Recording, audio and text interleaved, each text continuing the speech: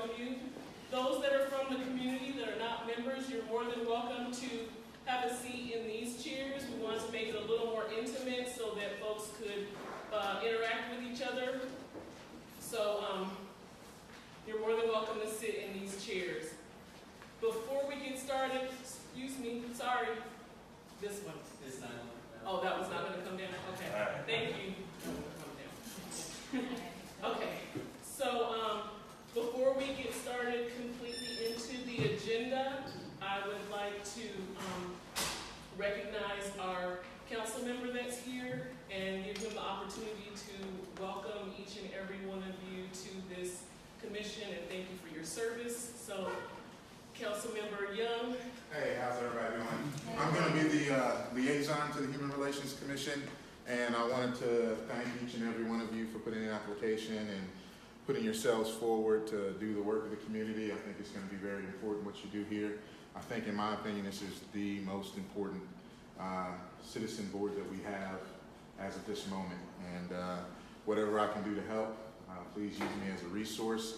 It's going to be my goal to try to remain as silent and not get into any discussions with you and let this group be organic in its actions and its movements because I will have opportunity to interject myself at any time on any other different level. So I want everyone here to feel empowered and really put forth good effort in creating good policy for the city and making recommendations to council and everything that you've thought about doing and want to talk about. I want that to be open and free-flowing. So again, welcome, thank you.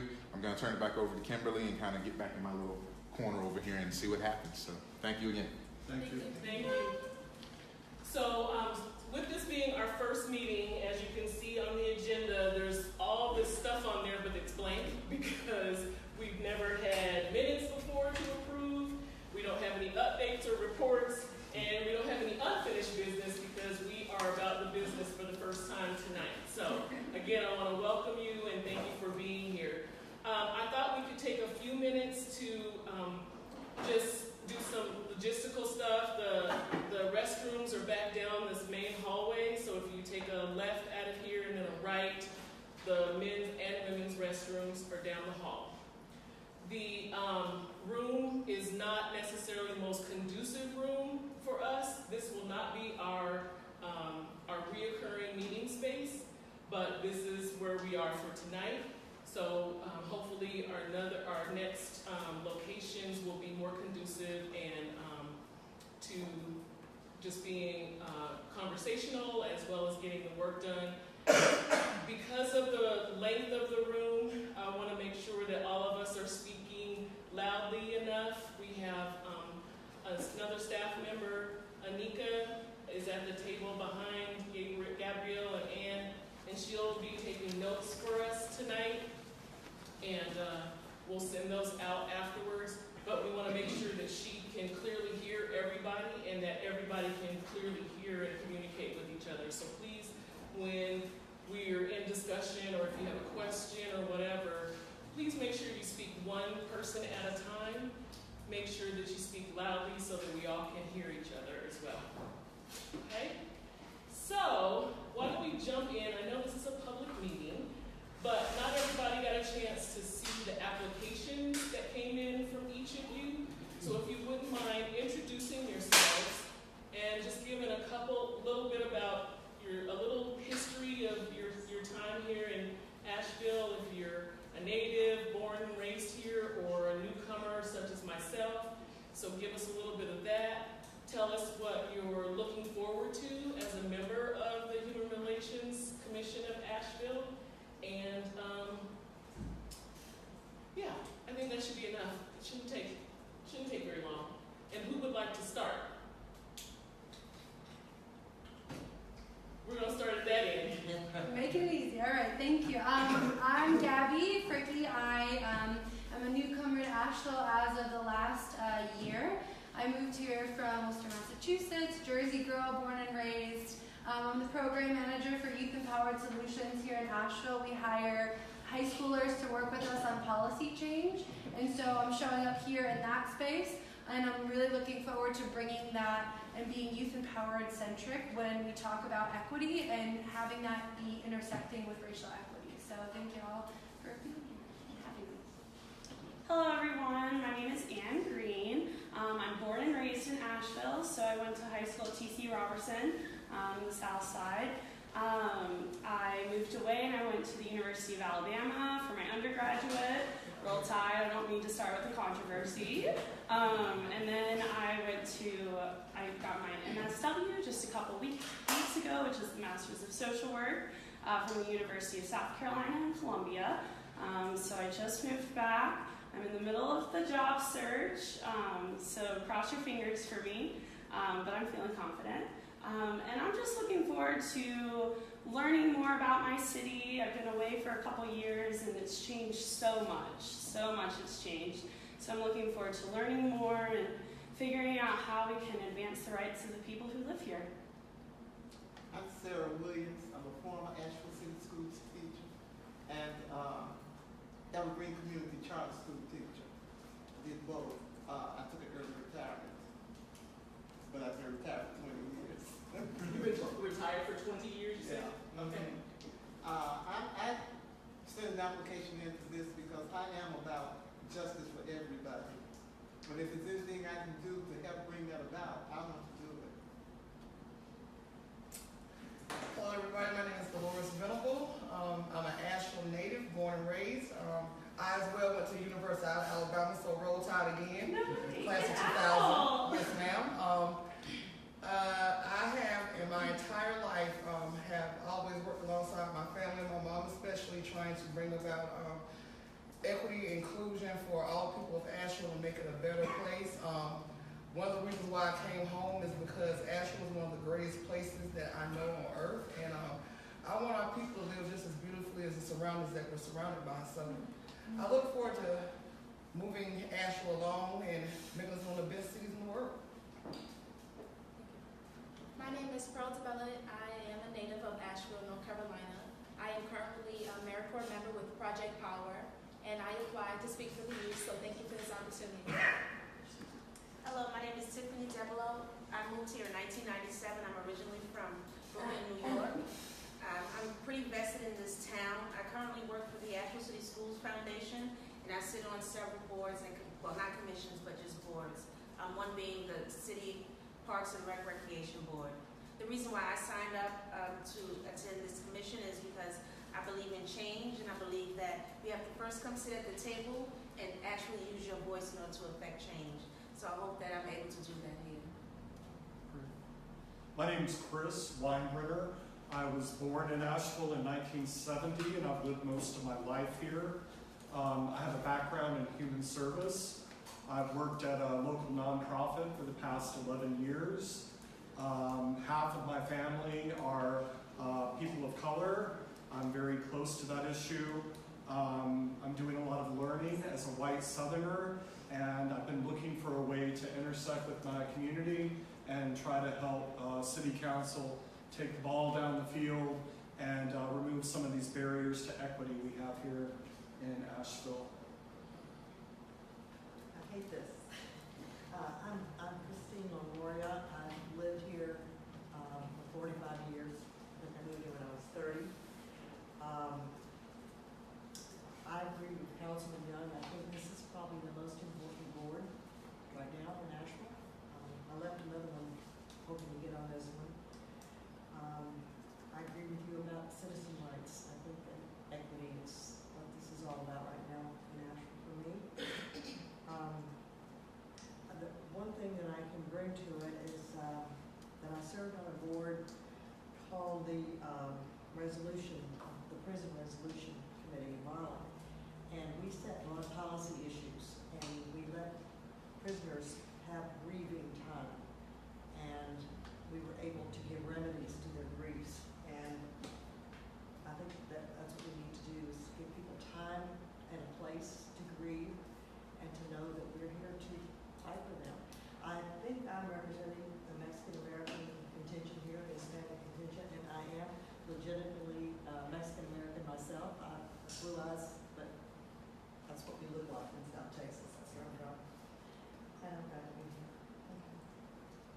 name is Davison Jones. I've been here 24 years. I'm from Baltimore. I spent most of my life in private, for-profit, non-profit organizations around the world. As an organization practitioner, I have a private business here. I raised 3 children here. I have 6 children total. I love Asheville. I just want to see what Asheville is willing to be, and I want to help it be what it decides to be.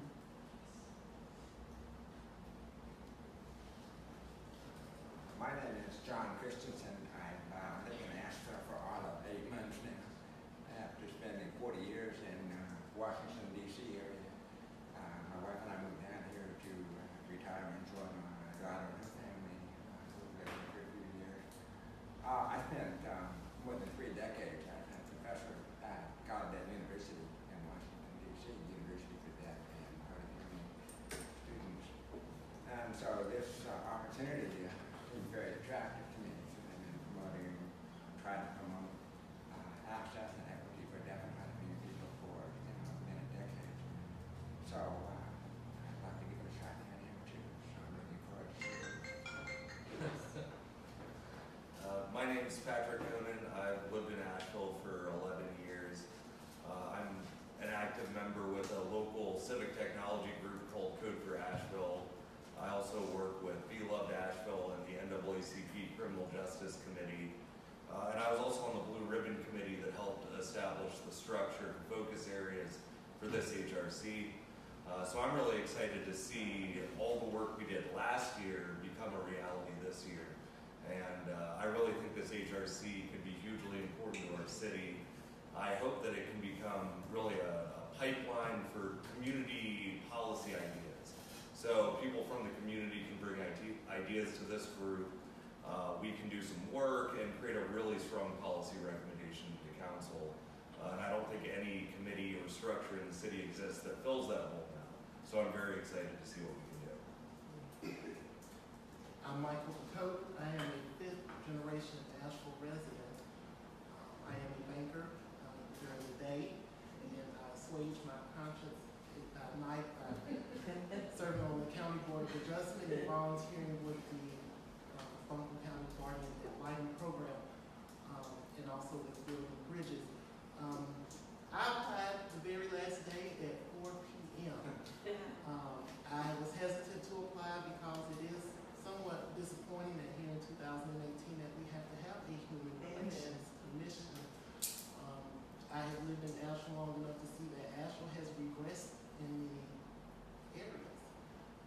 And I think that our rhetoric does not match the reality that many citizens oftentimes find themselves in. And so when you look at the whole breadth of issues, there's a lot of work to do. And so I'm just glad to hopefully be a part of it. And hopefully what we produce will be received and implemented by those who we have elected. Thank you.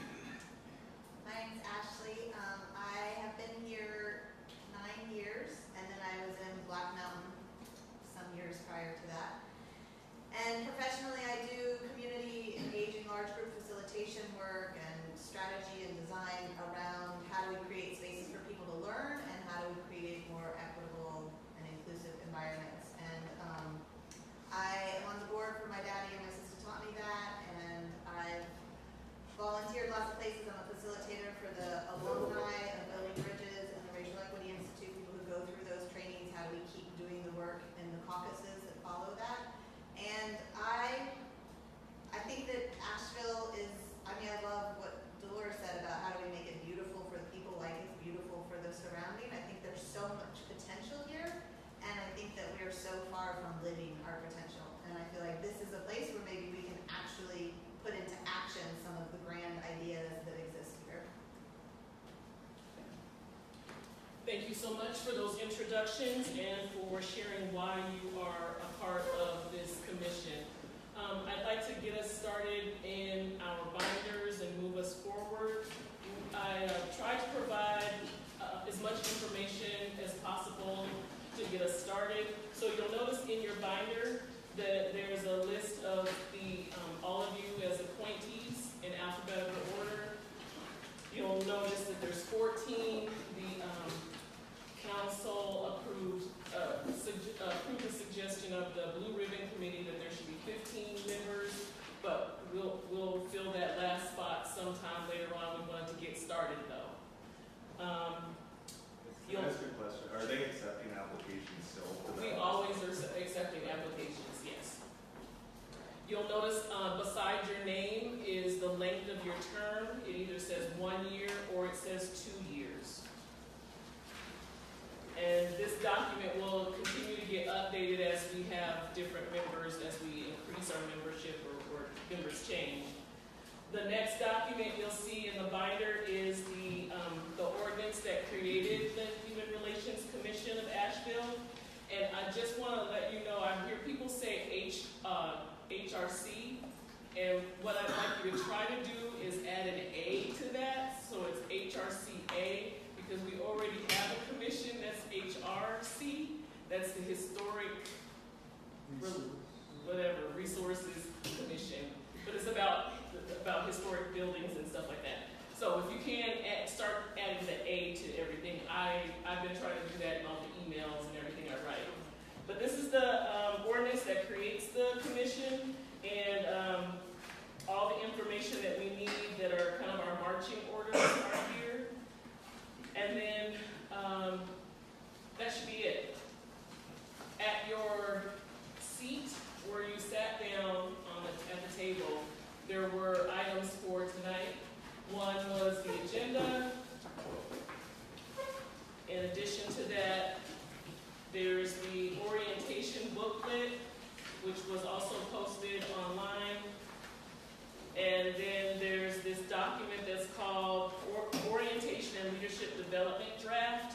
I wanted to bring this out from the Blue Ribbon Committee if we talk about as we talk about the possibility of doing a retreat. So that's more to come on that.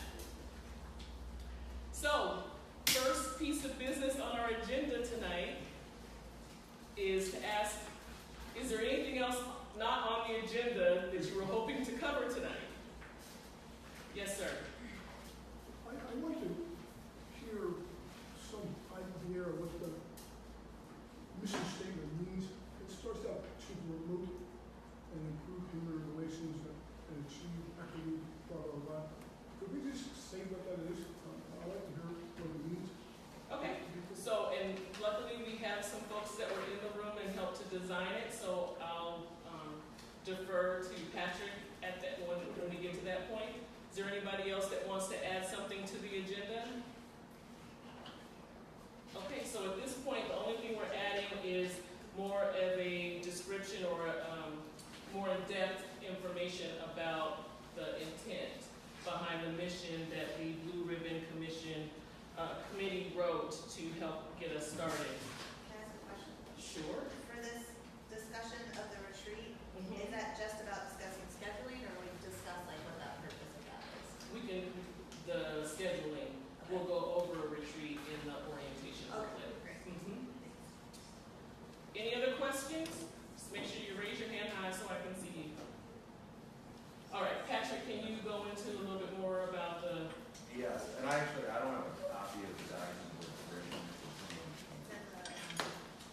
Oh, in the resolution. Right. So it's on at the top of page 2.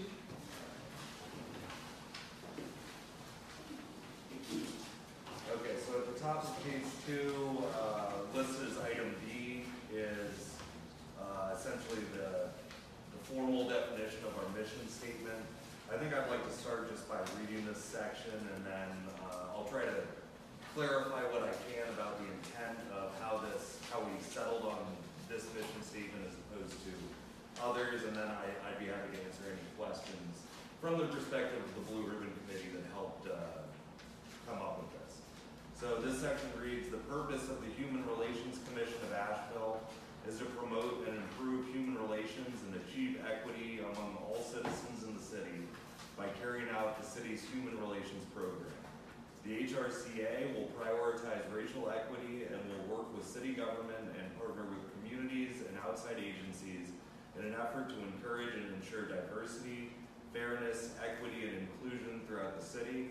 In furtherance thereof, the HRCA should endeavor to identify and assist in addressing all forms of individual, institutional, and community discrimination through education, advocacy, and policy recommendations. So, through the work of the Blue Ribbon Committee, we discussed the state structure that kind of gives you some indications of what an HRC can do. We looked at models for how HRCs work in different cities. Greensboro has a very well-known HRC. But a lot of the structures that exist in other cities, they have special state, what they call a local law. State legislation that gives these HRCs specific powers, things like a police review board, things of that nature, which we couldn't have the same structure here. So the Blue Ribbon Committee thought of how the city had just created the Department of Equity and Inclusion, and how this committee could really serve as a complement to that new department within the city structure. Beyond that, we felt talking about equity, HRCs can be very broad, all forms of equity, and we didn't want to be exclusive to racial equity, but looking at where Asheville is today, the Blue Ribbon Committee agreed that prioritizing racial equity was very important for our city. Beyond that, what else can I explain to you? I guess, does anyone have any questions that I can help clarify here? I'd like to stay with this because it's important that you know why you're here. The average person approaches on the streets and what are you guys doing? What are you talking? From my perspective, what did you say? yeah, from my perspective, what I think we should be doing is analyzing every outcome in our city, whether it's due to a city action or otherwise, and analyze it through an equity lens. So compare whether our outcomes are actually working for all citizens.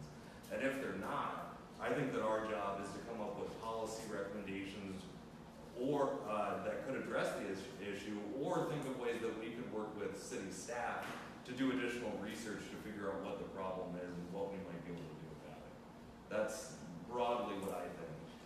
And I would also add that we shouldn't expect to come up with all the ideas ourselves.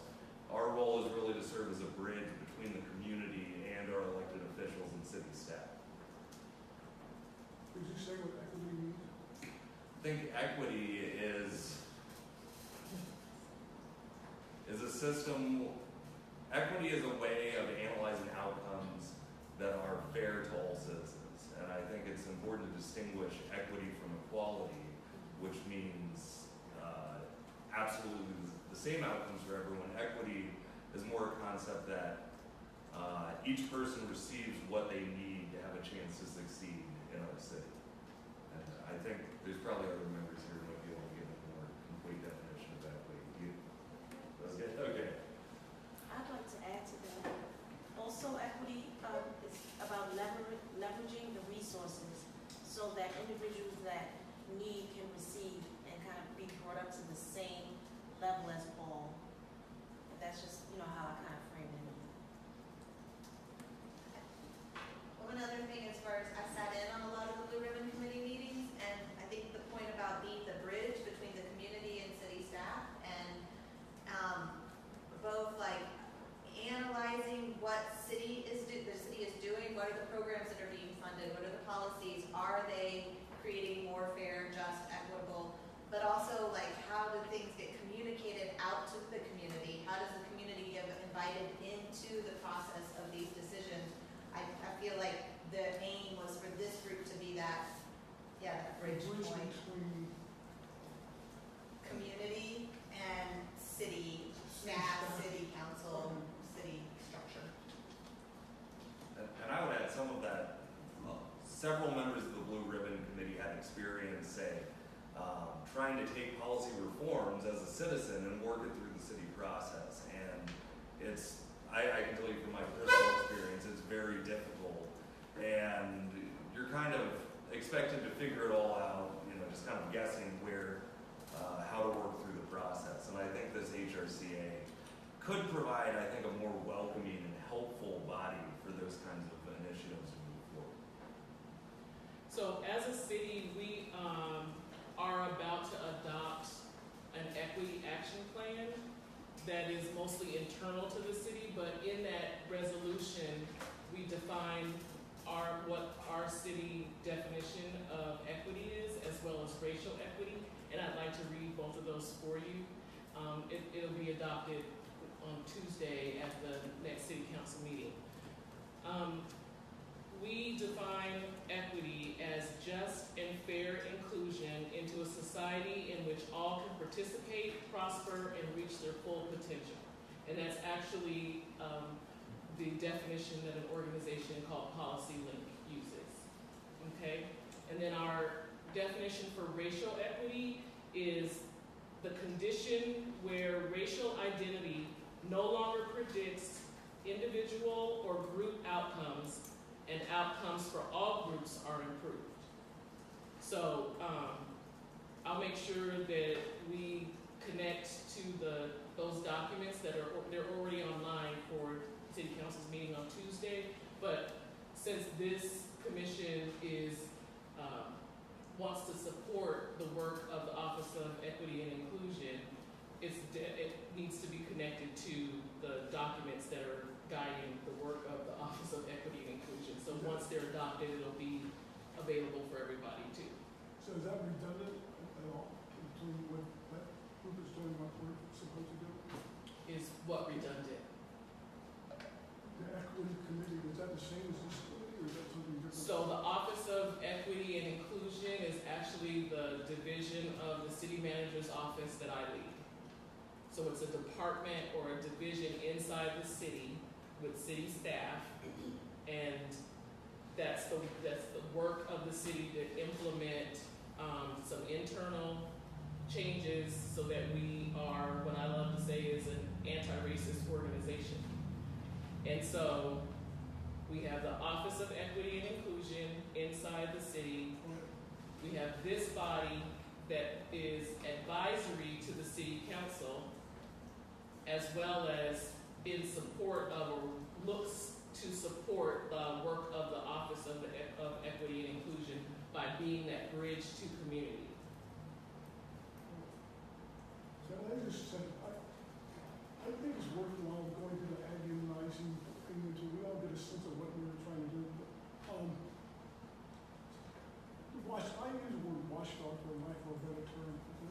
Let's say something comes out as a policy. So who's watching it? Are we supposed to watch it and do some kind of assessment as to whether or not it meets a criteria for equity, or somebody else does that, or both, everybody does that? So that's a very good question. So you're asking if there's a watchdog role around policies for the city, for this body, right? Yes. Okay. And I think that could be a part of the role, but I am with Ashley when she said, when she talked about how the community is invited in.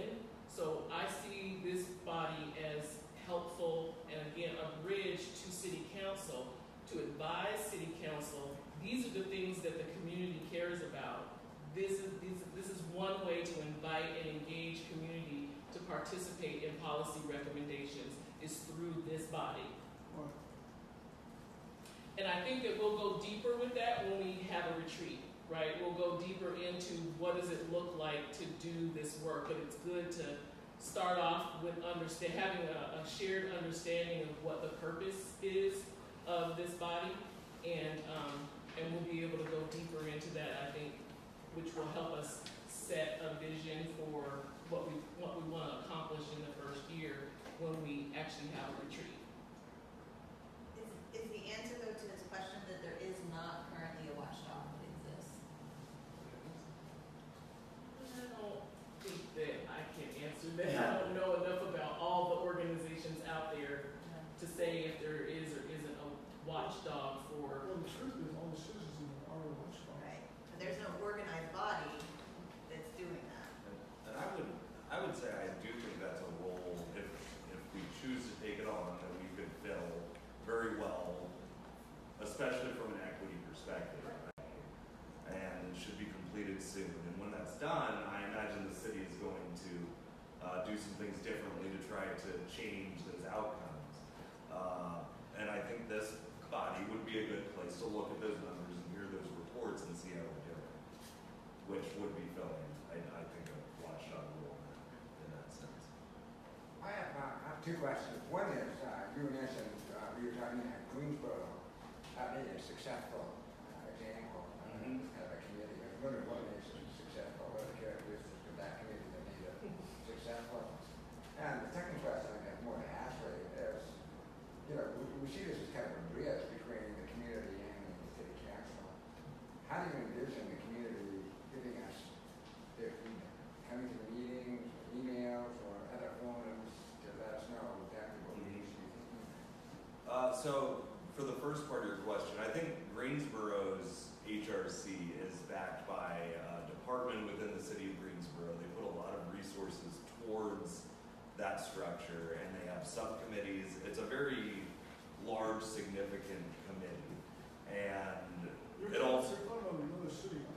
yes, in Greensboro, and it also has pretty broad powers, specifically around police review. There are some situations where they petition courts to view body camera footage. And a lot of that are structures that we are not eligible for under the current state law. We cannot have personnel power over a police department, for example. It's part of their success that they've been in place for a long time. I mean, Yeah. They were grandfathered into that. But I would say that's the reason we hear about that one is because they have very broad powers. That doesn't mean I don't think this committee can be just as successful. We just have to take a different approach to do it.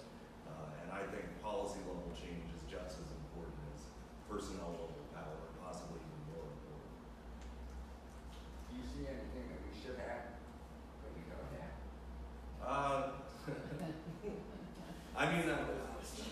I think it's a bit early to say that, yes, there's definitely additional powers that could be helpful for this body, but it depends.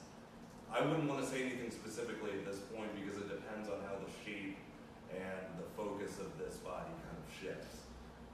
But, obviously some of the things that council's proposed recently, access to body camera footage would be a broad power that we don't currently have. Ability to view some restricted personnel information, specifically around police-related incidents.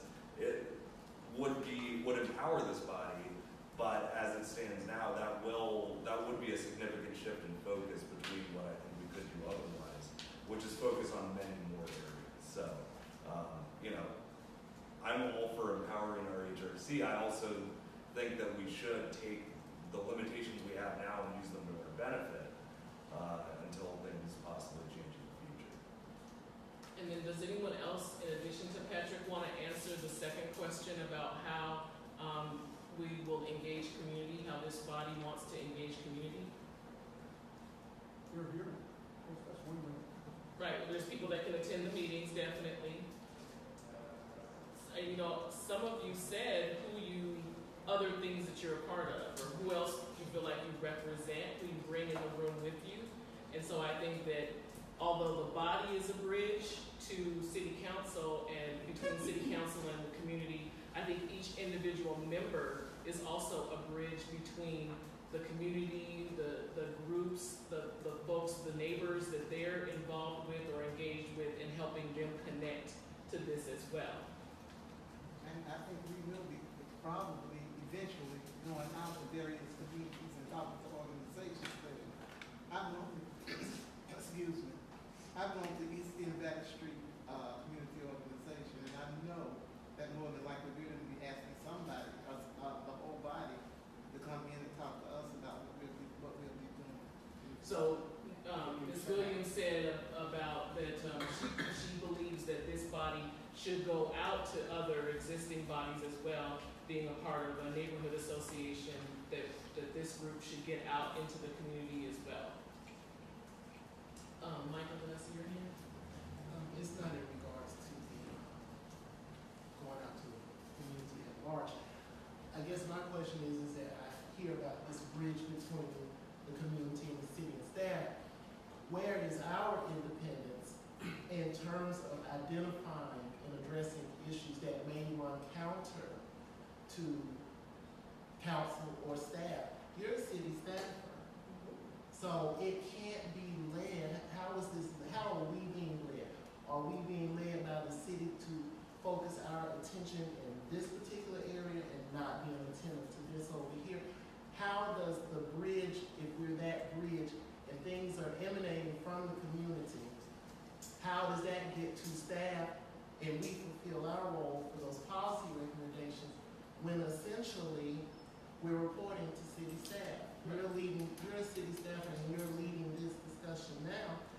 How do we get to the point where the things and the problems that we're identifying, by whatever means we're getting that information, how do we get to the recommendation, the investigatory aspect that's truly independent and fair, to the individuals or groups that bring it forward, and to staff, and to council.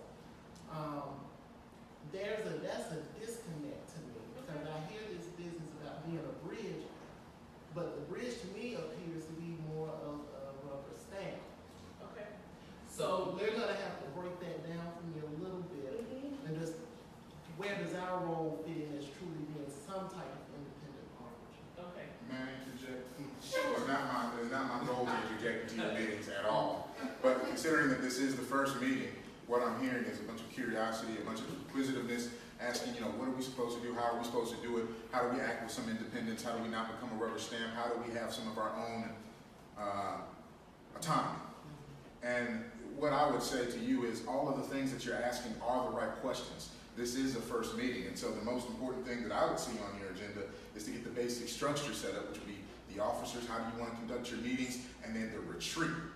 So whatever it is that you want to talk about as far as how do we do what we want to do, I think those are the discussions that you can have, real meaty discussions, breakout groups, however you want to do it, however you see fit to govern yourselves, because ultimately whatever you decide policy-wise won't be a rubber stamp, it will be coming from this body.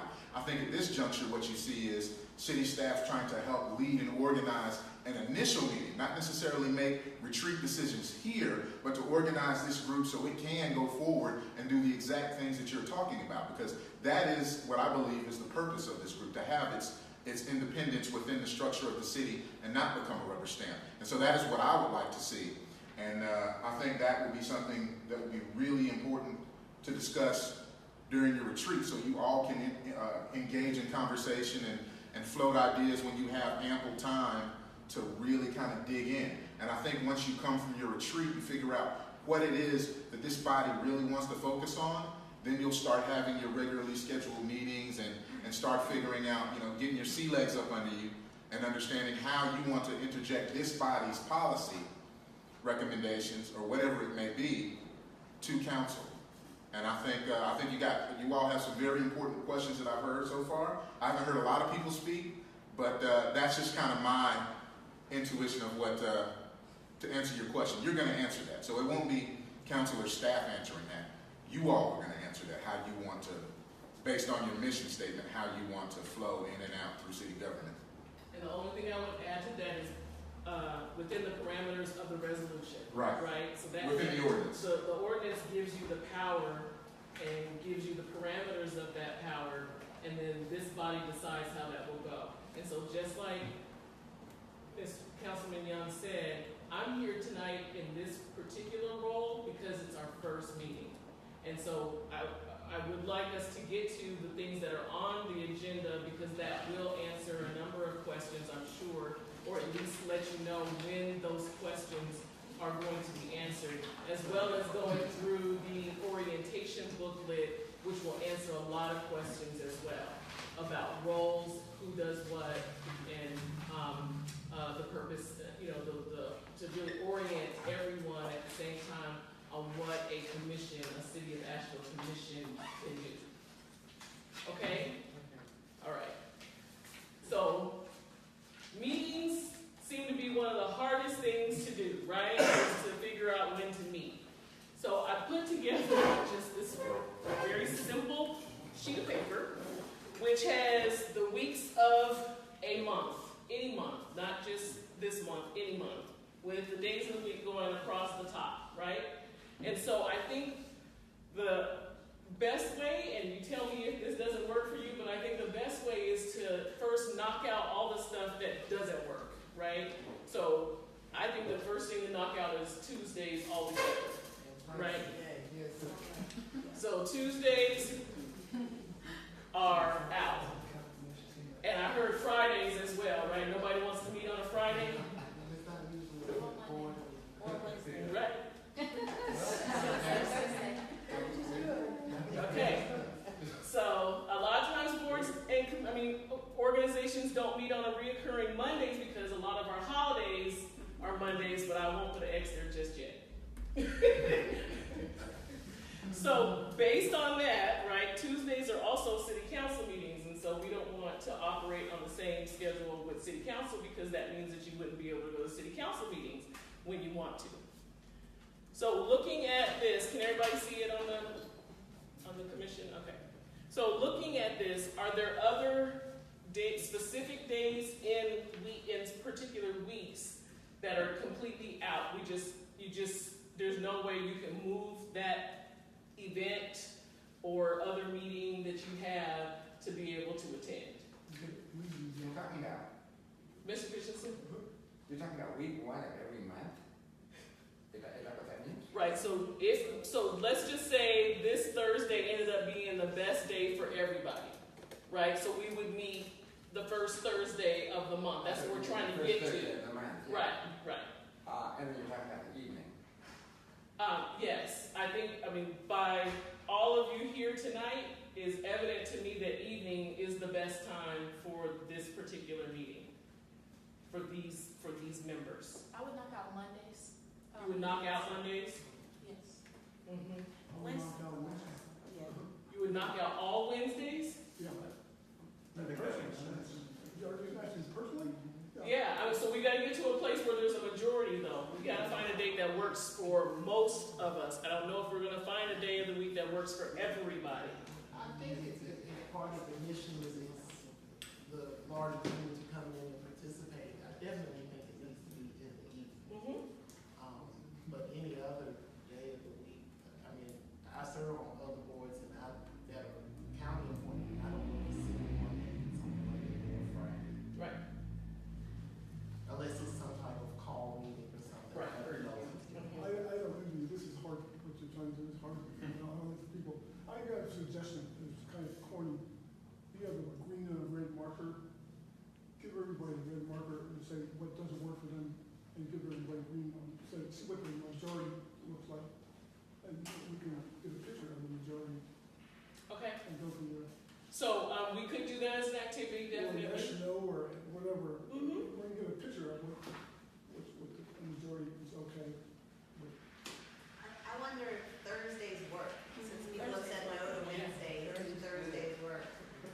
Most Thursdays do seem to work. Does Thursday not work for anybody? Not the second one, okay? So we have one that says the second one does not work. And Michael Carter said no to the 4th Thursday in July in the email he sent to us. Right. Yeah, I have those dates. He said no to the 13th and the 26th. Yeah. But I have a conflict the second Thursday too, but I have confirmed they would move that if that's when you said it. Okay, so let's do it this way. Is there anyone that has conflicts on the first Thursday of the month on a reoccurring basis? Okay. Is there anyone that has, we already heard that we have at least one conflict on the second Thursday of the month? I would add that I think the African American Heritage Commission meets at 5:30 on the second Thursday. Right now they're meeting at 11:30 a.m. It may change, but it hasn't quite yet. Okay. Actually, you could be good. So we have one. Third Thursday of the month. Did I just hear someone say that does or does not work? Yes. No. Yes. It works. Okay, so that's a possibility. And then fourth Thursday of the month. Does not work for Michael. Does not, just for next month though, right? Anybody else? Okay, so Thursdays work, right? Okay. And then the only other thing, Councilman Young, when are y'all's meetings? Usually, when you meet twice a month, it's the second and fourth Tuesday? Something like that. Okay. We've been changing it around. So, I think it would be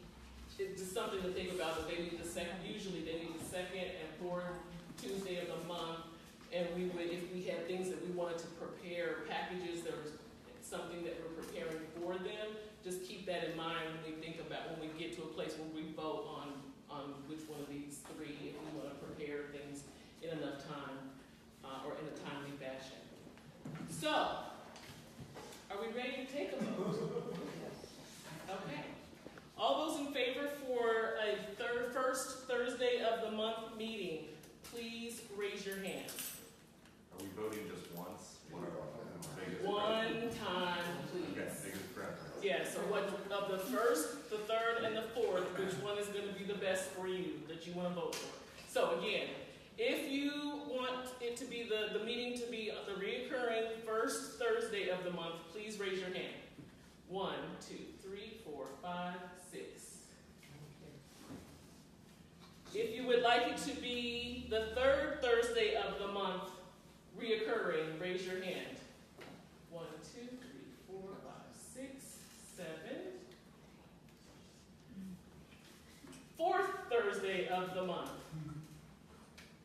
Okay, so third Thursday of the month wins, except for November, which is usually Thanksgiving, but we'll work that out.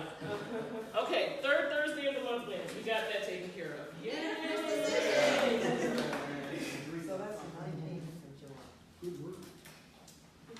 All right. Now, let's go over this orientation booklet. Now, I wasn't planning on going super deep and reading everything, but just highlighting the sections of the booklet. Okay? If there are questions about the booklet, please ask them. But we will go deeper when we figure out when we're going to do this retreat.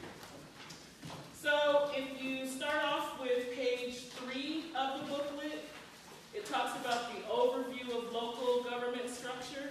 I think everyone here knows that the state authorizes the city to govern and that we have a council-manager form of government. Under this system, our city council provides leadership by establishing our policies. They're the leaders and the policy makers, and they represent the community, and they concentrate on policy issues that are responsive to our community members' needs. There's about 7 or 8 bullet points that note what the city council has the authority to do. One of the things that they do is appoint 3 positions in the city. They appoint the city manager, they appoint the city attorney, and they appoint the city clerk. They're in the process of finding our new city manager now, right? It also has some bullet points on what the city manager's role is. If we go to the next page, this is what we're not interested in. This is what we're in the middle of, and almost to the end of the process for this year is about the fund accounting, how we do the budget, right? So this section really goes into how we go about what our budget is, really, the types of funds that are in our budget, and where we receive fees and funds, what funds and fees we have out there. And then it also goes into much deeper process of how we go about budgeting. At the bottom of page 6, it goes into our departments and divisions. This is how we're organized as a city. There's an organizational chart on page 8. It's very difficult to read because it's so small, but that gives you an idea of all the departments that we have. All the departments are listed on the website, so even if you can't read them here, you can read them there. Yes, ma'am. So is the police department not considered a department? The police department is a department, and they should be under the city manager, under Asheville Police Department. I don't see it. Yeah, It's next to the fire. Oh, it's at the bottom. Oh, okay. I guess that structure changed recently, where they reported not to an assistant city manager, but directly. Right, so the current structure, that is the current structure, you're right. So this organizational chart needs to be updated. And actually this booklet needs to be updated a little bit because I realized that the Office of Equity and Inclusion is not included in here as a department or division. So this gives you an idea of the structure, although it may not be completely accurate, but I believe the one on the website is completely accurate. So thank you for bringing that up, Ashley. It's the same on It's the same one on the website? Yeah. Okay, yeah.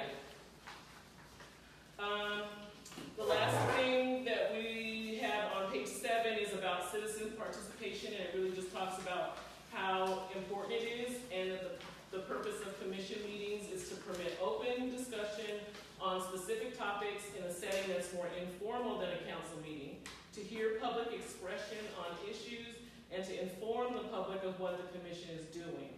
Commissioners have the obligation to consider the welfare of the entire city, to be fair, objective, and courteous, and to afford due process to all who come before them. So this just goes into some deeper information about this, about the citizen participation role that a commission has, and the values around that. Any questions? All right. Page 9 goes a little deeper into city boards and commissions. Really talks about why have them, the different types. So there's autonomous boards, and those are listed. We have quasi-judicial boards, those are listed. Administrative boards, which are listed, and then last but not least are advisory boards, which this is that, an advisory board. And again, we're missing because this has not been updated since the HRCA was adopted in ordinance. So the majority of boards and commissions are advisory boards, and they make recommendations to the council. They do not have the authority to make final decisions, but their informed recommendations to council are heavily weighted. Advisory boards are tasked with taking on the issues and the concerns of citizens, understanding and exploring possible options, and providing feedback and recommendations to council. So that's the big, broad vision or charge for the commission.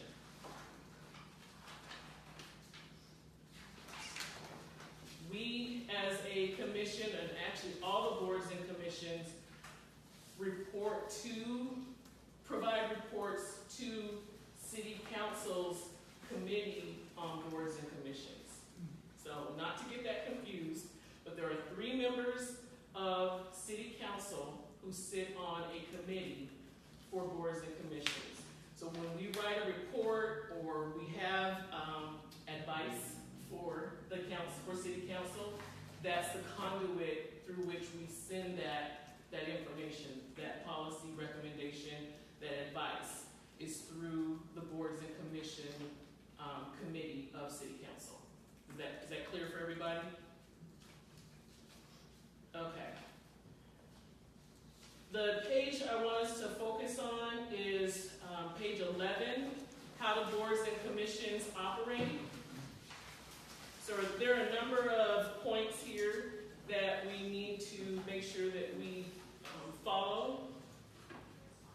First is that our charge is from the North Carolina General Statute, so we do have a statute that talks about human relations commissions, what their authority is given by the state through the city. Each board shall adopt rules and procedures, including but not limited to their purpose, their meeting schedules and guidelines for posting meetings, the membership composition and election of officers, and the outline of the duties of each officer. So we will get to all of those 4 things. One we did accomplish tonight, though, is the meeting schedules. So that's good. The city council may, from time to time, ask a board to consider specific items not in conflict with existing laws.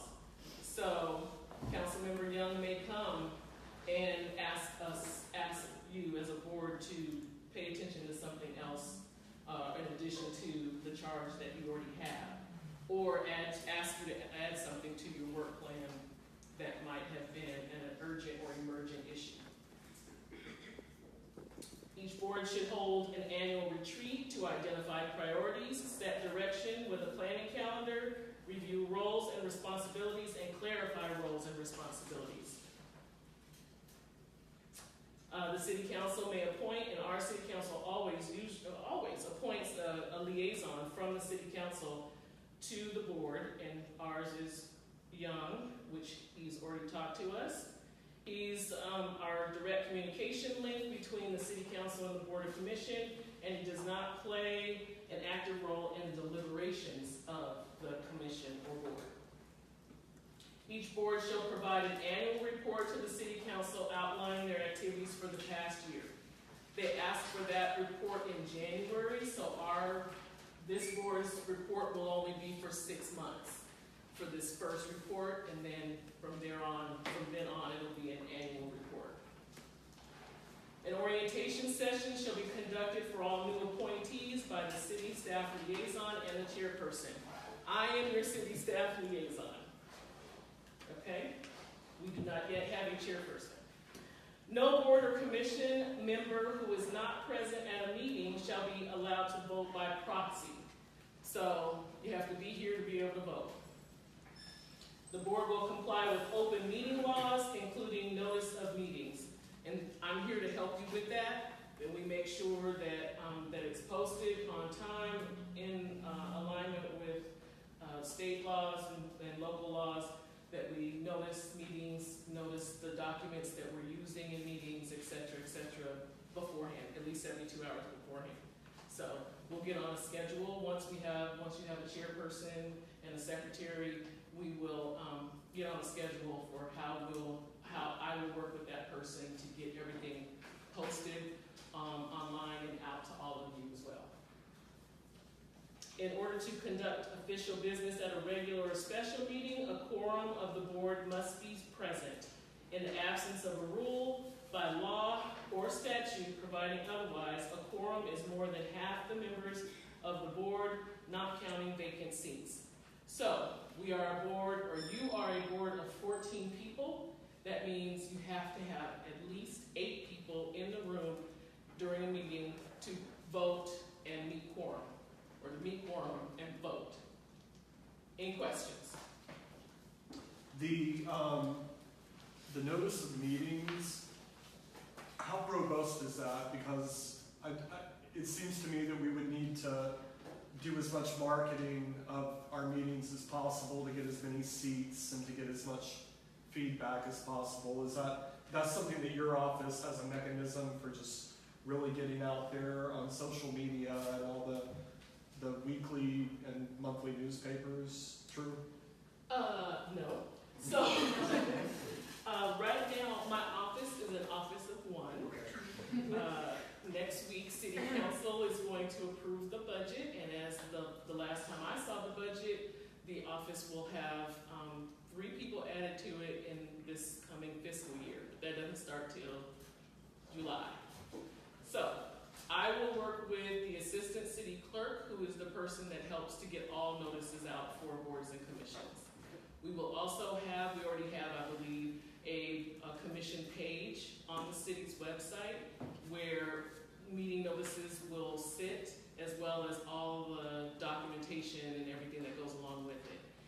The marketing and the additional external work of getting the word out about this commission is the responsibility of commissioners to get people engaged. If you want butts in the seats, you gotta help get them here. Gotcha.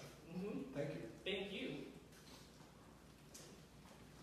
All right. Any other questions about how the boards and commissions operate? And this is in general, right? We're gonna work on yours at a retreat. So then there's some procedural responsibilities on the next page. I would read that because it's important to understand the participation that's necessary. We need people to come to meetings. If you've made this commitment, you've applied to be here, right? You were selected and appointed, and so we need you to make the commitment, if at all possible, to be here and to participate, because we know of some commissions and boards that aren't able to actively do their work work because they never meet quorum, or hardly ever meet quorum. And that's not an effective board, and we have 14 people who have very busy schedules, as we know, who shouldn't have to waste their time if there's not going to be enough people committed to be here. So please read that and understand what the attendance responsibilities are and understand your term length. Is there anybody that doesn't know what their term length is? Good. There is a section on conflict of interest, and I would like to just highlight that because we've got a lot just going on in the region right now, so let's just make sure that we're all on the same page.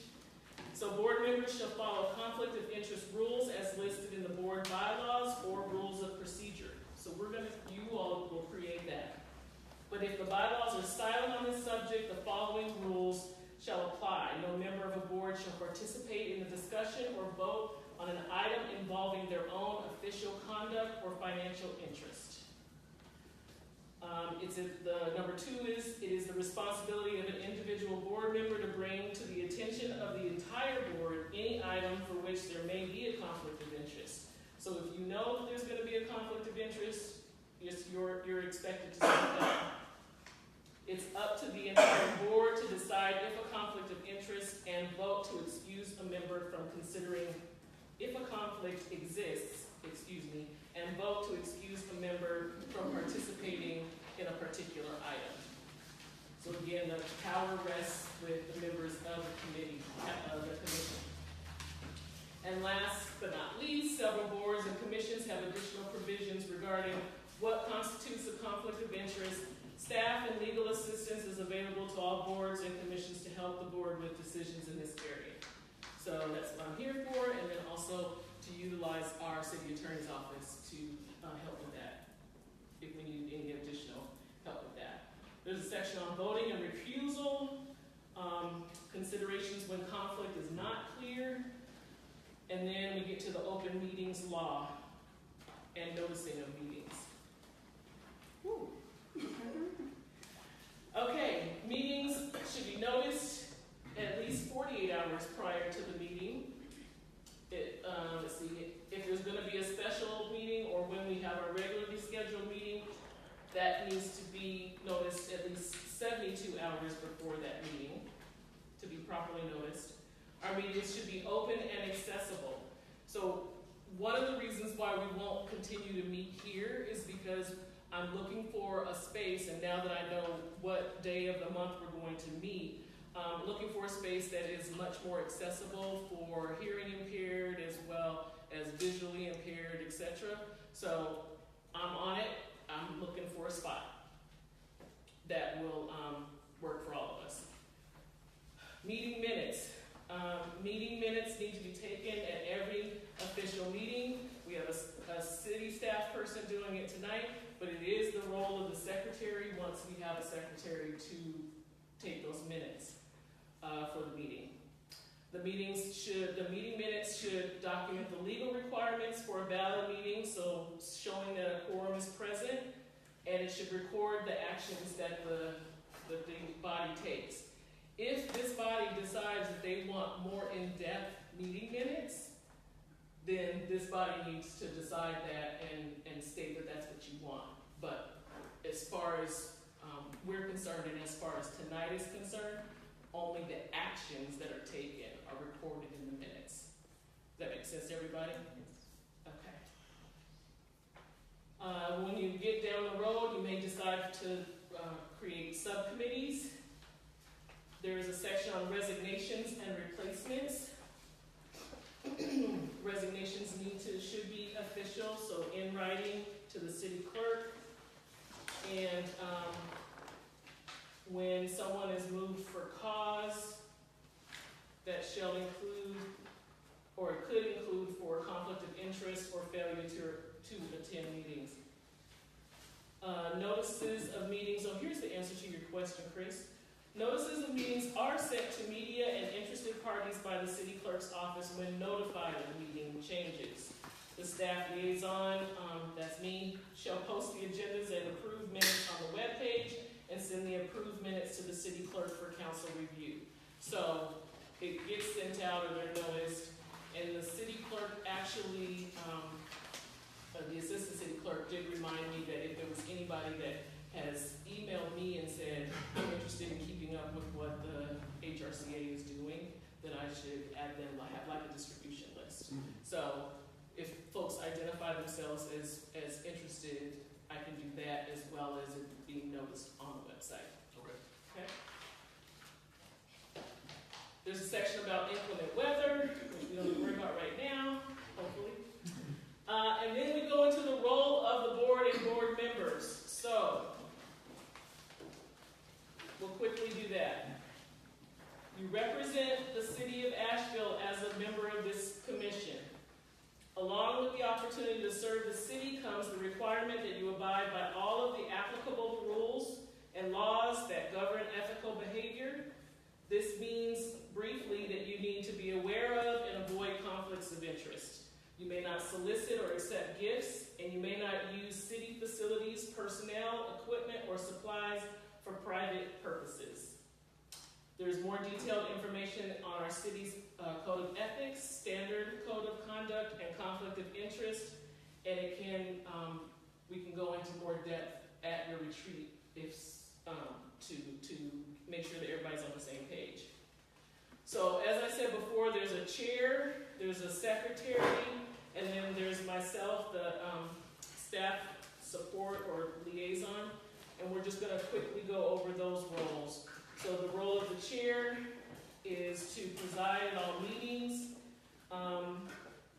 They must exert sufficient control of the meeting to eliminate irrelevant, repetitious, or otherwise unproductive discussion.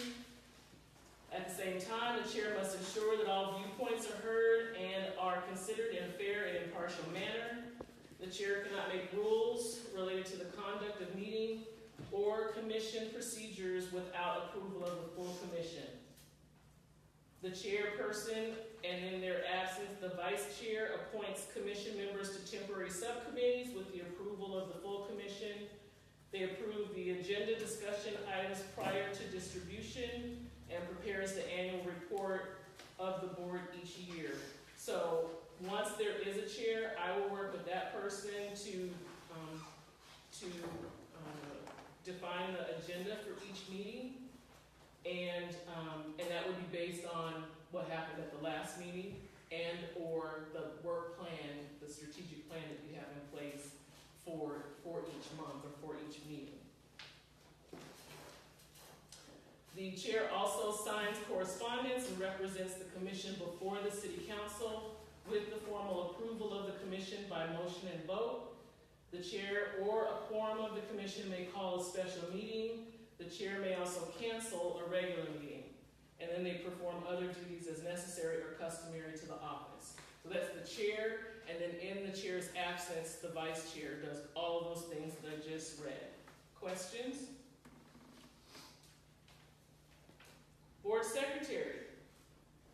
They write and maintain action minutes from board meetings. They keep attendance records, and they assist staff with meeting coordination. Yes. Questions? Okay. Here's the role that I play. I ensure that the board complies with deadlines and code provisions, monitors the conflict of interest declarations to ensure the rules are followed, and helps the chair keep the board functioning within their mission statement. I may appoint an administrative staff person to help the board prepare agendas, post meeting notices, maintain minutes, and keep attendance records for board members. Until we have a person in that position, so I said that the council is approving 3 positions for the Office of Equity and Inclusion. One of them is a human relations analyst, and that person, that job description was really written to help move the work of the commission that commissioners as volunteers aren't able to do. So a lot of the research, data collection, help with report writing, memos, et cetera, and then if the commission decides to receive complaints from general public in the role of receiving complaints and dealing with complaints of discrimination, that person would receive those for the board, for the commission, and help to facilitate those in front of the commission. But that person is probably not going to be hired until January of 2019-ish, around in there somewhere.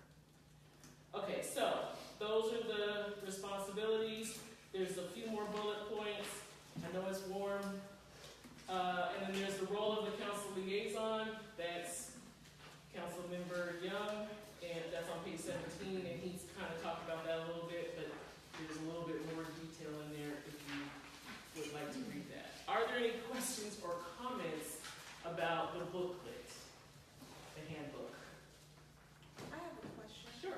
So, with your role, would you be present at every meeting, even if you're not running the actual meeting? So after today, well, hopefully I won't run any more meetings. Once you have a chair, I won't run any more meetings. I will try my best to be at every meeting.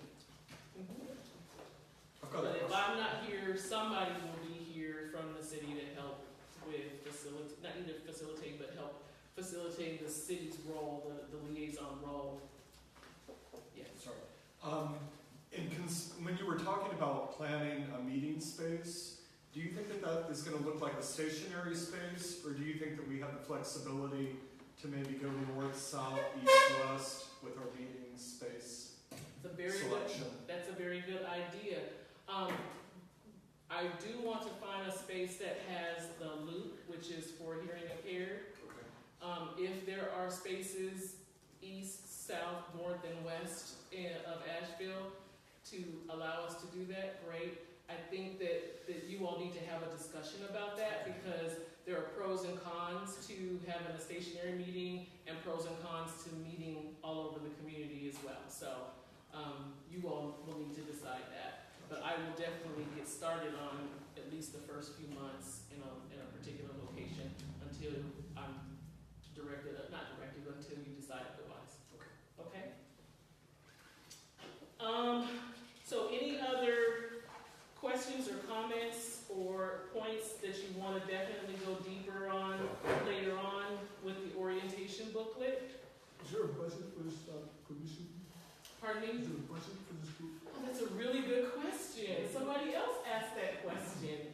I didn't know the answer to that question, and I found out that that there's no designated budget for this commission as of right now. However, it is considered a part of the department that sponsors that board or commission, part of their budget. So that means that you're in my budget.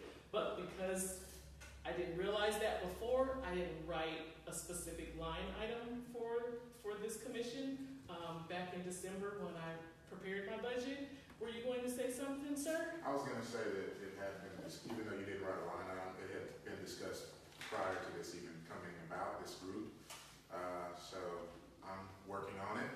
And just a little caveat, the addition to the equity department that will be working along with the HRCA is something special to this group that no other board and commission has. So I want you to understand that people are working to put resources in your hands to be able to do what you need to do.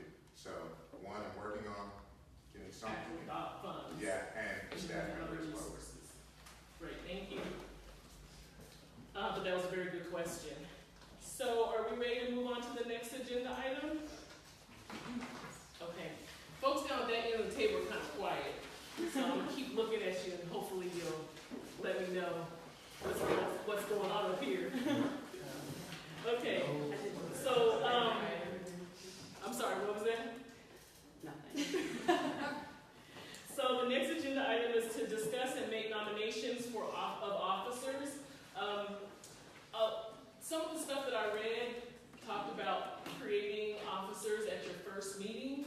And because this is such a large commission, I thought you might want a little more time than the first meeting to make that decision, because you want to be able to vote for someone that you have confidence in to be your voice, right? we read the responsibilities of the chair, and then of the vice chair in the chair's absence. And I'd like to give you the opportunity to learn a little bit more about each other before that happens. Not because I want to be in control and facilitate this meeting. Please do not get that idea. But really, I'd rather go a little slower and have you tell me that you want to go faster than push you to go faster. So if that's okay with everybody, I hope that's okay with everybody. Yeah, I was going to say, I agree with that. I think that's a good idea. I don't think we all know each other well enough yet to do that. And perhaps after retreat, or if we set a timeline like that, that might be a better time for us to make that selection. I would agree. Yeah. So what are the offices? Chairman, vice chairman? So it's it's chair, vice chair. We're not going to put man at the end of it because we're inclusive. But it's a chair, a vice chair, and a secretary. And are you open to other possibilities?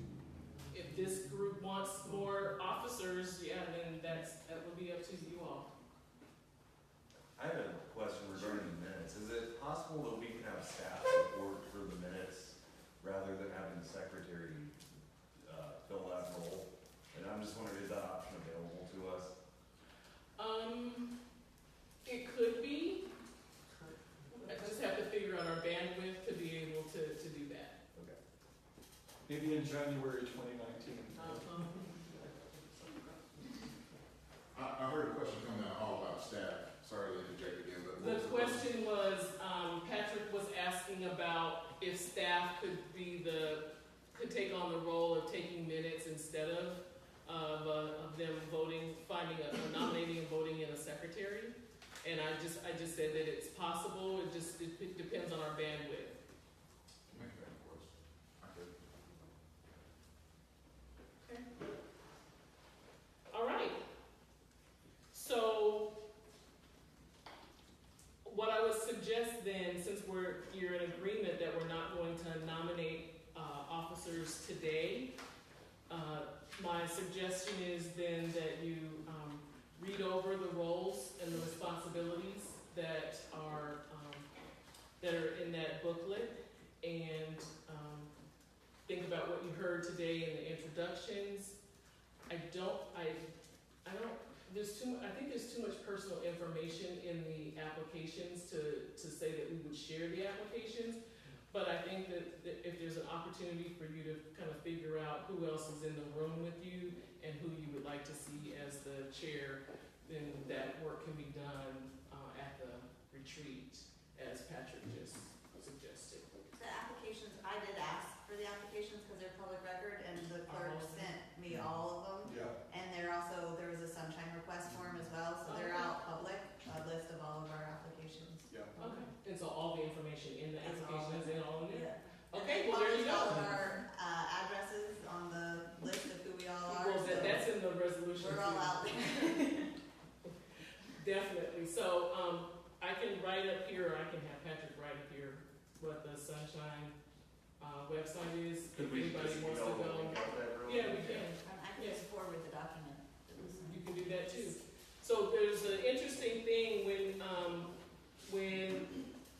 when I or one of you send something out to everybody, it's part of public documents, right? So if there's a conversation between Ashley and John, that's just a conversation between Ashley and John. But if 8 or more of you are involved in the conversation, including email, that means that it's public information. You mean personal email? Like talking to you personally?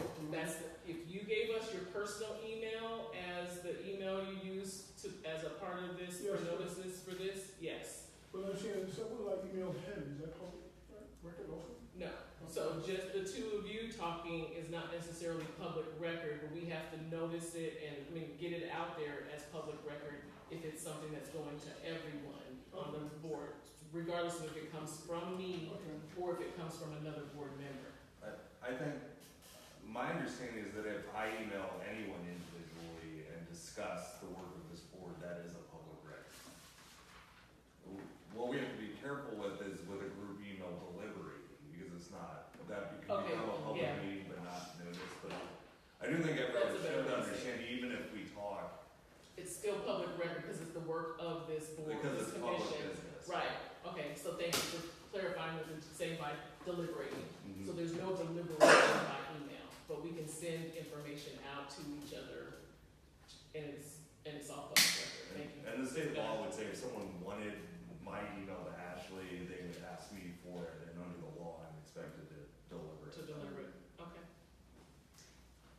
I was gonna ask a question about systematizing getting to know people. So I understand we want to read everybody's application, and that's definitely an option. But if we can maybe implement at the retreat some more efficient and personable way to get to know people. So if at the retreat somebody say I don't want to be anything, or somebody else doesn't want to be anything, we don't have to look at them with that discriminating eye. We can say who's interested, and then have a way for us to ask them questions and delve deeper. So I just want to throw that I think reading the applications is a part of it.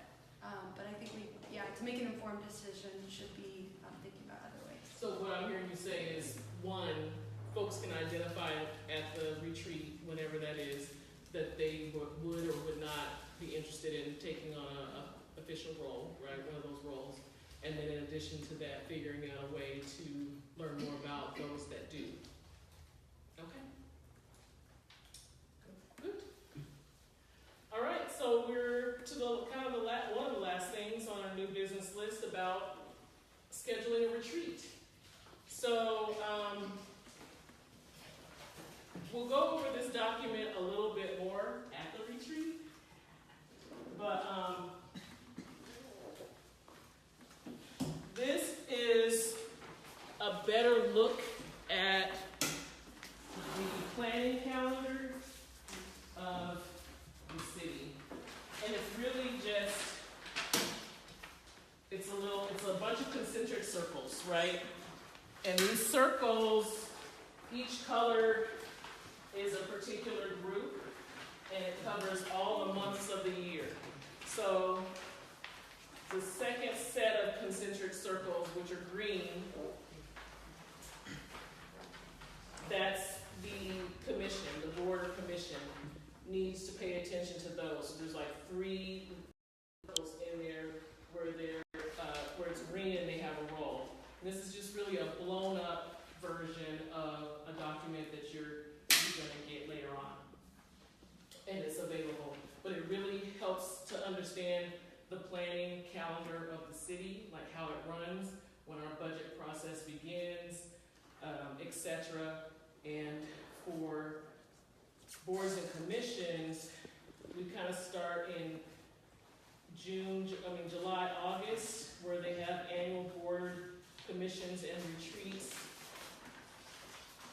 And then it goes into exploring new ideas, recommendations for the upcoming budget in October, November, December. And then the annual report is due in January. So it really, and then they're all year round, you implement actions in the planning calendar. So this just makes a little more sense of what happens on a monthly basis as far as how the city runs and how we can be in sync with the planning of the city government. So you can add that to your binders, and we'll use it in some other settings. So with that, it talks about a retreat in like either July or August. What's your pleasure when it comes to deciding on a retreat? Talking about one day there. A Saturday day thing, or?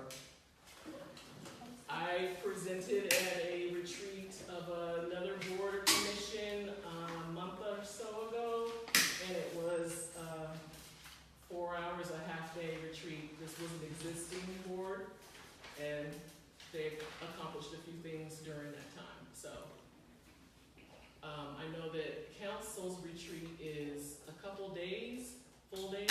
At least one full day, and usually a half day. Since I've been here, we've had 1 2-day retreat and 1 day and a half, 2 day and a half retreats.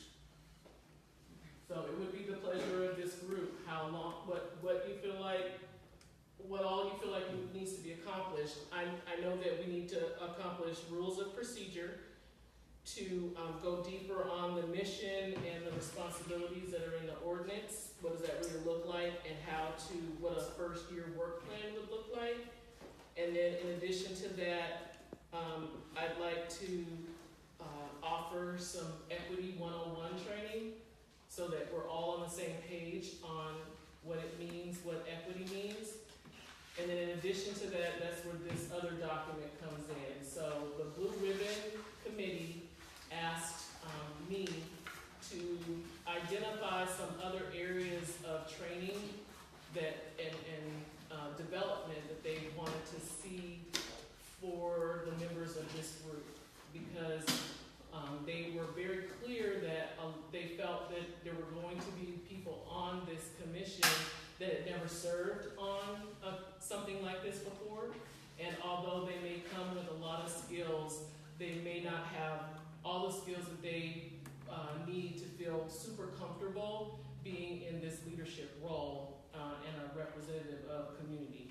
So some of the additional topics that we talked about that are not covered in the orientation that we do on the regular for all boards and commissions would be how racial equity relates to the board and commission members' role. What issues are facing city government, the difference between and how the commission can communicate, coordinate, cooperate, or collaborate. Going deeper on communications and public speaking, deeper on conflict resolution and mediation, managing legal risk, so bringing someone in to talk about that a little bit more. How you manage this activist, advocate, organizer / board and commission role as a member of a board or commission, and then how to develop data-centric reports on community level issues. So these were topics that the Blue Ribbon Committee felt would be helpful for the entire commission to have. So actually, which was not, in terms of length of time, this required for this, half a day? Well, I don't know that all of this could even get done in one day. Are you talking one retreat? So one retreat, one annual retreat, but some of this stuff could be worked in through meetings too, just based on what you all decide. No. So this is a time for you all to deliberate and figure out how you want to move forward. I would like to propose one thing when I think of, say, the city council retreats that I find that I think could use improvement is public participation in the process. So I know that would actually make this take even longer, but I do think it would be beneficial if we were able to involve the public in our retreat process. Whether that's initially, or if it's a multi-day retreat, doing that for part of it. I mean, I just personally, I do think it would be important for this body to involve the community at the start of the process as we work out a lot of the details that describe how we'll do our work. Now, I think it's a balance because that will make it take longer, but personally I think it's important and I would support that. And would the community have the ability to speak and share their thoughts during this time? That's what I would think, yes. For example, the council retreat, the public can attend, but they can't make comment. And I personally would really want to hear that feedback as we're making decisions. I disagree. I do too. I respectfully disagree as well. Can somebody that disagrees talk a little bit more about why you disagree? I don't disagree, but I'd like to hear from you. What do you think? What's your response to what you said? Oh, in terms of public participation during a retreat, I mean, I feel like a retreat, my idea of a retreat is like it's a time for the group to come together and work on its stuff by itself. Like there are many opportunities for public input. I feel like retreat is like it's special to the people involved in the body. That's my opinion, but I'm just a reporter. Don't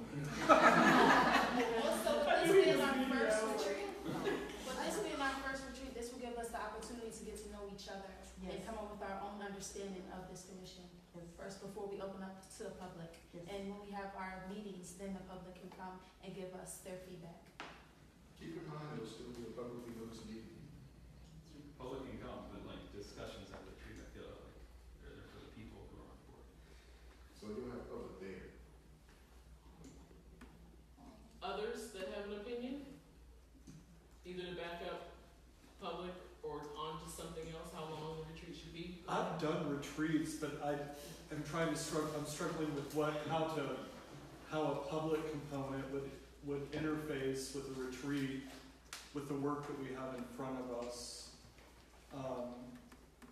I've just never done that type of retreat that was open, so I wouldn't know how that would work. Right, so that, I heard that as your question, how would that work? Right. Yeah. When we have this, we're trying to build a solid foundation, get to know each other, and elect officers at the very least. That's kind of where I'm coming from with that idea, respectfully. And I'm thinking, based off the conversation from tonight, we still have a lot of understanding to happen about our structure, who we are, what our roles will be, and I think we might be jumping ahead. I'm not closed off to the idea of involving the public further on. I think that's what this commission is about, but I also think that we might get in over our heads quickly, since we already have so much to iron out, especially for the first one. We need to answer a lot of questions about what the structure of this commission is to the city, how our policy recommendations flow, what that looks like. It was clear that the conversation could have gone 3 more hours from today, partly why I stayed quiet. So I just think that we need to take more time for ourselves as 14 members, and then maybe bring in, because I just think that we have a lot to figure out initially before. Am I to understand that we must open it up to the public? Yes, Okay, that's what I mean. it needs to be a publicly noticed. I mean the retreat, I'm not talking about Yes. Okay. The retreat must be publicly noticed because there will be quorum there. Okay. It will be it should be the full 14 members, and we're conducting the business of the commission. I saw another hand before I go back to Ann. I think that the likelihood of us having some really contentious, hard things that are going to come to us is really high. And so as much time that we can spend on the front end of really getting to know each other and figuring out how we want to work together, I feel like that's really essential. And then there's these specific actions that we need to do, which the voting and who our office is and all of that, what we're actually doing. And so I think those things are really important. And I do think that how we're involving the community is a part of our big conversations, is that we're being really intentional about that. So I hear that being brought in as a value that I really support. And I think that at least one day to start with, if we can pull that off with people's schedules, there's a lot on here, so that we actually have time to be spacious and not rushing. I'll just put that out there as an option. Well, I asked Patrick, can you let go of your idea? Yes, I'm okay with that. I understand. Personally, I do think it's very critical to involve the community as much as possible. At the same time, I understand logistically it would make things even more difficult, and we have a lot of things to discuss already. So I don't have a problem with that at all. I just wanted to put it out there for discussion. I can appreciate that, but I think in order to serve the public effectively, we must first be effective with ourselves. And if we are not even grasping the basics of it, I don't think we're doing the public a disservice. Well intentioned as it is, but I think that idea would probably be very problematic. So the only other thing did I see your hand again, Gabby? Okay.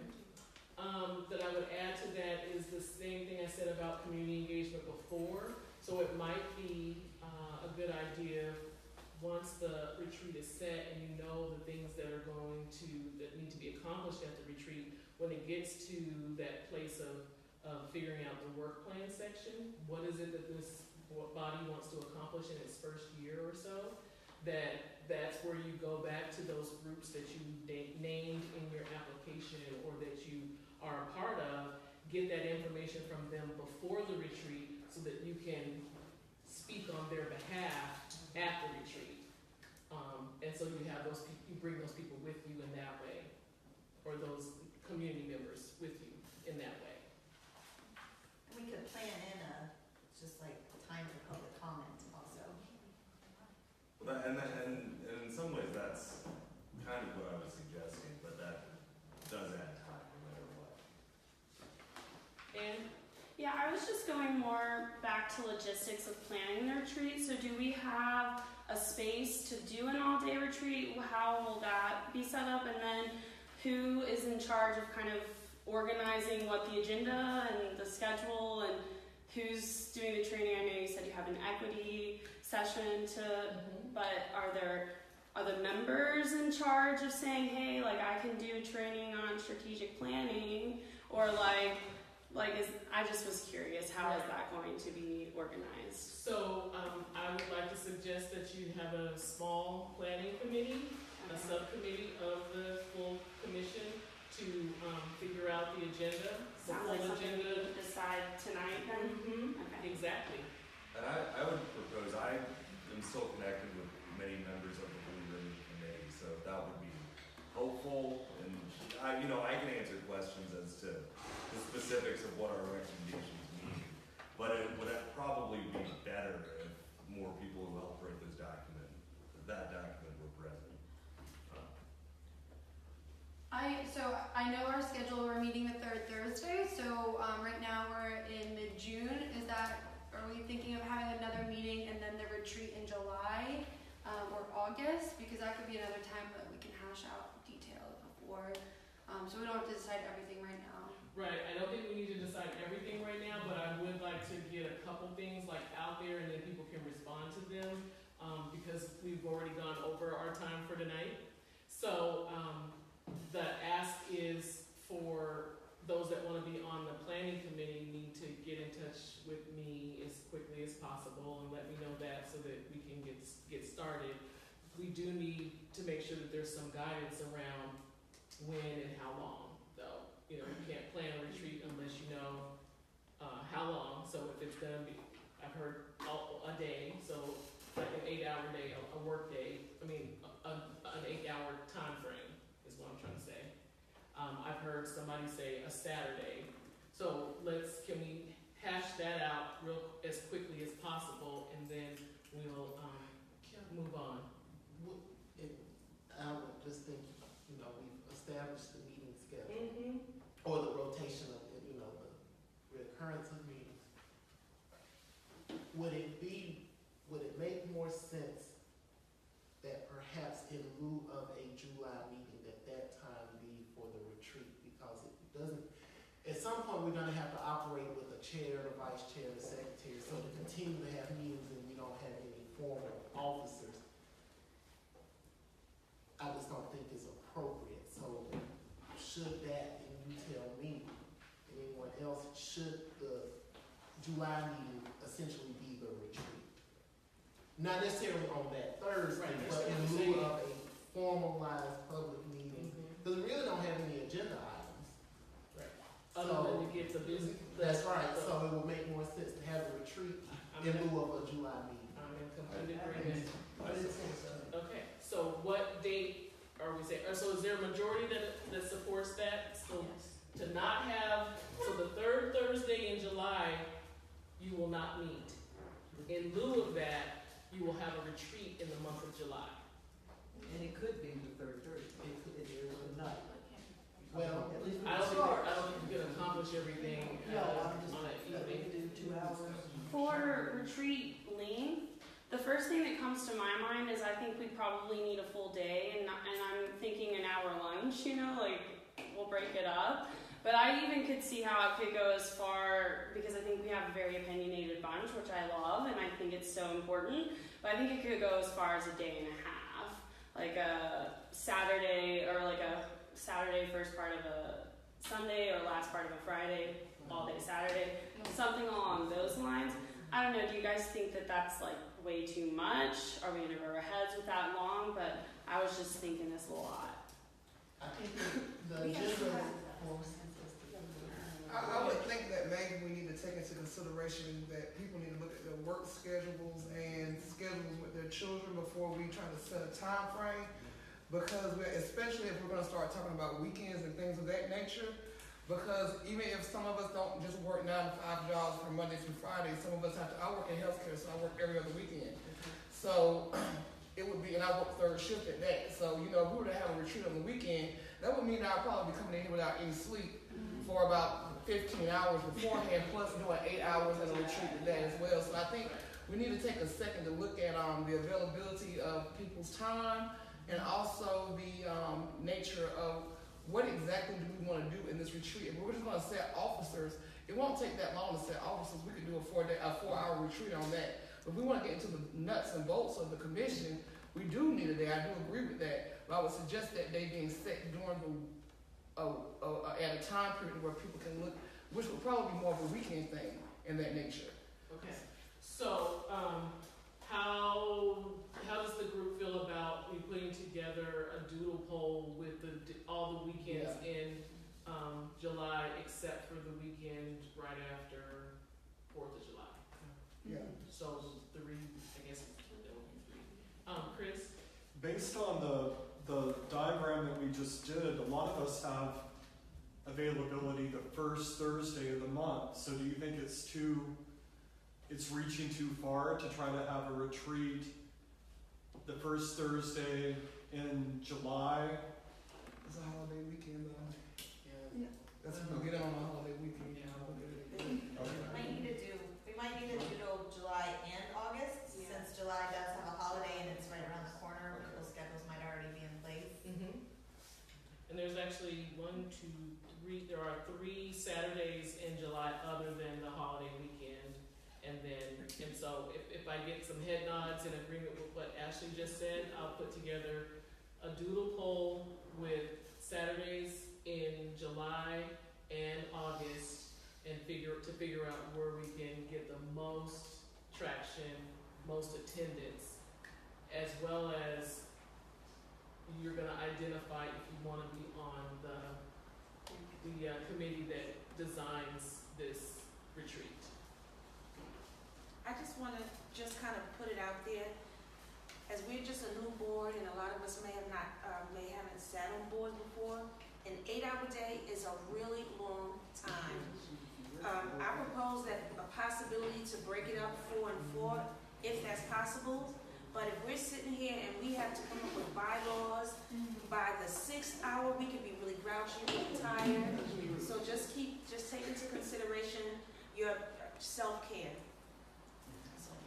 And I know that this looks really long, and I just want to say again that everything on this list doesn't have to be accomplished at the retreat, right? So there are ways to figure out what's most important, what's the highest priority on this list, and then do some of the other stuff during regular meetings. What if in relation to what Tiffany just said, like instead of the whole day of the Saturday, the doodle had 4 hours and 4 hours? Okay. And if we find that there's 2 different Saturdays that the most people can come, maybe it's enough or something? Or even maybe like a 5 or 6 hour, just like shorten it and then. Yeah, so I was thinking a 4-hour and then also like a 7-hour. So I put it out there for for the 7 hours. I mean, not everybody. Right. Right. I mean, that was Tiffany's idea, but I didn't hear everybody agree with that. Right. Right. So if the availability is better for all day on a Saturday, then you'll indicate that. But if it's better for 4 hours on a Saturday, you'll have the opportunity to indicate that as well. So there'll be more choices. So we're relegating our options to Saturdays, is what we're saying. That's what I think I did hear the most support for as far as trying to get the retreat done. Because of 4 hours on a Thursday or a day during the week, because I think most people that do work here that are part of this work a regular schedule. a traditional schedule, not really a traditional schedule. I think there's a few of you that are outliers that may not. And, yeah, so I think that's what we've said. Okay, so it might end up that 2 4-hour sessions might end up better. That way you're not away from family, friends, or whatever else you do on Saturdays, church, whatever it might be. Okay, so thank you everybody for attending. Thank you. I appreciate you staying late. We're over by 20 minutes. I'm somewhat bothered if you don't take public comment when it's on TV. Because the people who are here. Yeah, definitely. Public comment opportunity. Was there anyone that wanted to comment? I would just like to thank everyone that's here for signing up to do this. Given the next Thursday is the third Thursday of the month, would the majority of people here be willing to come in and do a round of speed dating so you can get to know each other? I would be available. I wouldn't mind. Because in my experience, trying to get a group this large together and get something done when so many people, unless everybody knows each other pretty well already, has established relationships and understandings of the people they're working with, it's tough. Well, actually, the next Thursday was one of the initial dates that we had for our doodle poll, and it was not. We didn't have as many people available for that date as this one. So, and then my last request: please respond to the doodle poll. Not everybody responded, so based on. And if you need help in navigating it, let me know. But it's used with a lot of different groups that I know of, and it seems to work really well. Before y'all leave, I just want to say thank you to each and every person that's here. I know it's really difficult to sit still in one spot and try to exchange ideas, and it's hot in here, and I really can appreciate every individual that's in here. That I saw that some people came alive toward the end a little bit, and I'm appreciative of that. I'm appreciative of the free flow of ideas that's going around. Y'all have a lot of work ahead of you. Don't feel like you have to tackle everything in one day. I think being deliberate and being very concise on what you want to do is going to serve you well in the future. This board is set up in perpetuity. It's in ordinance. You have time. Don't feel like you have to conquer the world in one sitting because you will burn yourself out. So I appreciate each and every one of you for being here. Thank you, and I look forward to working with you in the future. Appreciate it.